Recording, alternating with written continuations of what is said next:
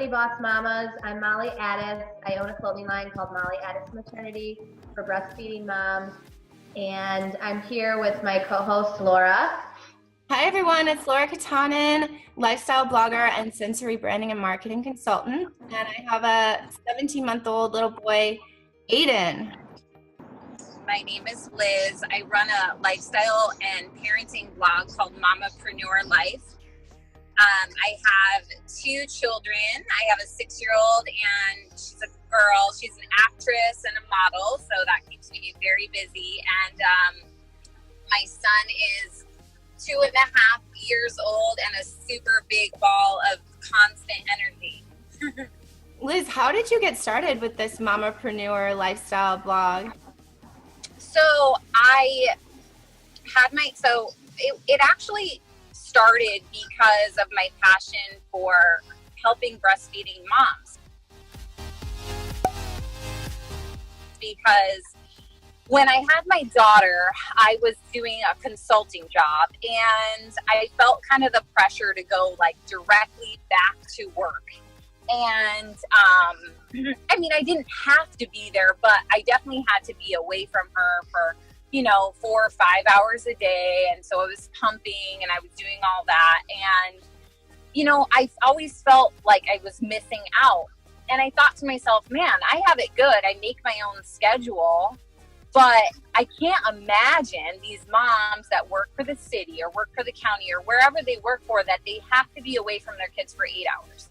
Or, you know what I mean? And like, I get it. Some moms love it. They want to go back to work. They feel more like themselves. But for me, like, I just felt for the moms that like were dreading going back to work. Like, there was no way like that should be a reality for someone. So I started my blog I started it because I just wanted to grow a following initially. And then I wanted to help moms, with their blogs as well. So I'm kind of like, I like representing brands, but also like teaching. So that's kind of what it developed into. What's your take on the mom blog? What power do you think is in that? Like that, the whole movement of all these moms kind of like going online and writing their stories and sharing their experiences or teaching, like you mentioned. Yeah, I love it. And the thing I really emphasize is, because everyone thinks who is not in the business that it's really saturated. But the thing is, it's not, because everyone has a different story. Everyone has something, to share, whether I was helping a hairdresser, find her way with doing a blog, and she's like, well, everyone's doing fashion and this and that. And I'm like, well, you got to put your twist on it. You got to dig deep and find out what it is that your twist is on a mom fashion blog. So she just finally launched it, and it's super cute. So I'm excited about that. You have a pretty large amount of following, and did that happen overnight? And what was your biggest struggles in order to get to the level that you're at today? Well, so I started building a following because I am, 2 years ago, I started building a breastfeeding product for moms, and I wanted to have a following for when it launched, which it still hasn't yet. I hit a couple of road bumps, as with any new business. But it kind of just developed into just the Instagram. I don't want to call it a game, but it is kind of a game to it's a lot of work to gain this following. And so that's another thing about not being a part of the cliche of Instagram. You're not just going to post a bunch of pretty pictures when, aesthetically they do have to be pretty, but you still have to find your way, find your voice in Instagram. It took almost a year and a half to get that following. And just consistency and, posting good content. I think about what I post. I never post random things. And that's one of the first things I tell people trying to build a following. I'm like, you're going to have to think about it. It's planning. It's, it's all visual. So, you just have to think of it as a business, honestly. For someone starting a blog or starting out, or someone who thinks they have like this niche, or, you know, like you said, everyone has a story to share. So what would you say is some advice, like the balance between, like, yes, it's a business and you want to grow your following, but like, how do you do that while also staying true to really who you are and your own voice and your own message? Yeah, you have to, you know, for me, it is hard because you look through Instagram and you're like, oh, and you compare yourself and you look, but really when you just tune into what you like, I mean, it's as simple as brainstorming everything that you want to post, you know, just writing it. I love this rap. I'm passionate about this rap that's helped me through my 2 pregnancies. I want to post about that. Anything that you're passionate about is going to come through in your photos and your words. So, you know, you can kind of feel if it's fake. Did you ever have a moment where you were like, this isn't going to work, I'm going to stop doing this? Oh, all the time. Yeah. Like, I'm like, what's this for? Nah. But you know what?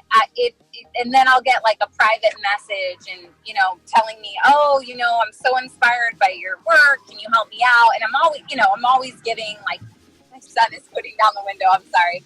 I'm always giving free, you know, advice and like tips because I just want to help people. That's just all it's about, just the big tribe, because I've been helped by so many other moms. That's amazing. What was your biggest lesson learned in 2017?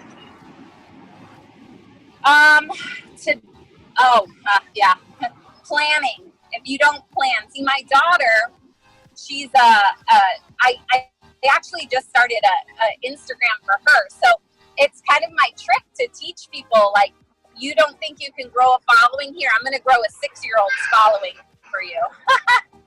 And so I built her to well over 5,000 right now, but I was like running around like a crazy person, not having anything planned out, not having it written, just kind of like, I love flying by the seat of my pants, like in general, but it just did not work for 2017. What are your biggest planning tips that you could give, like 2 to 3, you know, ideas to other new bloggers or people trying to grow their accounts? Okay, yeah, and it's actually advice I need to take for myself, and that's consistently post. If you're going to post every Monday, if you're going to post every Tuesday, make it consistent. If you're going to post once a week, if you're going to post twice a week, if you're only going to post once a month, just be consistent about it. Don't miss a month. Don't miss a week. Stock your blogs. Like, make sure you have 6 to go with if you are scared that you're not going to, you know, sit down, really dig in, because you're going to lose your followers if you're not consistent. They want to see what's coming out from you. I mean, even if they're not voicing that, there's a lot of people that, you know, will say, oh my gosh, I follow your blog and I'm looking for, you know, new content for you. Like, you know, my friends have said that, and I'm like, okay, yep, consistency is where it's, you know, it's like back to the basics. Everyone thinks there's the secret formula, and it's not really. It's just being consistent and putting out good content. How do you schedule it in? I write it in the car. No, I do though. Like, sometimes I'll just like, so my daughter has a blog too. So I have a list of like ideas for her and a list of ideas just in my notes. So when I have an idea, I just plug it in, and I'll like just write a couple lines, and then I'll finish it, you know, later when I have nap time or driving in the car, put the earphones in and just talk to my phone and edit it later. So yeah, you just do it when you can. So you have clients who you help grow their Instagram and their blog. What are the roadblocks or the challenges that they hit that you help them to overcome? So I teach them, so I don't do it for them. I actually learned this because I hired a woman to help me with my Instagram, and she just was taking it over. And I wanted to learn how to do it. So just through that, I actually teach people how to do it. So I'll consult them for a month instead of just taking it from them. I want them to like be able to do it themselves, because that's the beauty in it, is learning. But the biggest challenge is them understanding what to post. Like I had a client, she owned a waxing salon, and she's like, I just don't know what to do. And that's, I mean, she's a mom, but she didn't have a mom blog, but she knew about my services and just wanted my help. So she was like, I don't, I need your help. And so I said, you're not making waxing look sexy. Like by showing me a leg or an eyebrow, that's not sexy to me. You have to understand why people get waxed. So it's just that even if you talk to a friend, like for a second opinion, like, what do you think of when you think of my business? And like, just having those ideas of a second opinion and a second ear is like gold. So I focus on the senses, and I was curious. I have 2 questions for you. The first would be, how would your brand smell? You know that it was at Nordstrom's for a little while. It was like called like sugar candy. It's like the perfume no one wants, but I loved it. It tasted like, it smelled like bubble gum. And how would your brand taste? Like coffee. Okay, so we are gonna ask you a bonus question and then let you go on your day. You're just gonna pick from the deck. Okay. There we go. Great. Okay. I love how we always have had a different one. We've never had the same. This is great. So, who are your heroes? Who are my heroes? Honestly, it's kind of funny, but my husband is my hero because I've learned so much about dealing with clients and talking with clients from him. He does not hesitate. There is no hesitation when he's closing, talking. Like there is no thinking about it. He just goes for it.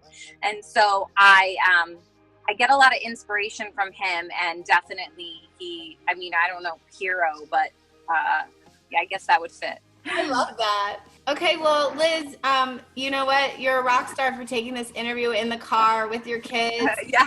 And we really appreciate it. Thank you so much. Please subscribe to our YouTube channel, Lady Boss Mamas. We do this every week. We feature a new person, and we're so glad we got to talk to you. Awesome. Thanks, guys.